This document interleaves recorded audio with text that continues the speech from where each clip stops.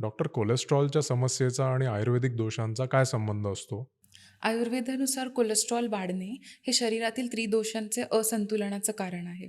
जेव्हा शरीरामध्ये कफ दोष हा वाढतो, तेव्हा शरीरातील चरबी आणि कोलेस्ट्रॉल हे देखील दोन्ही वाढते. तसंच जेव्हा शरीरातील वात दोषही वाढतो किंवा त्याचे असंतुलन होते, तेव्हा रक्तवाहिन्यांमधले जे प्रवाह आहे, त्याला देखील अडथळा येतो. तसंच जेव्हा पित्तदोष हा शरीरातील वाढतो किंवा असंतुलित होतो, तेव्हा पचनक्रियेमधील फरक पडतो आणि चरबीचे चयापचय देखील होत नाहीत. आणि याचे आयुर्वेदिक उपाय काय आहेत? आयुर्वेदामध्ये अनेक औषधी वनस्पती आहेत, जसं की लसूण आहे. लसूणच्या तीक्ष्ण गुणामुळे शरीरातील रक्ताचे परिसंचरण होते.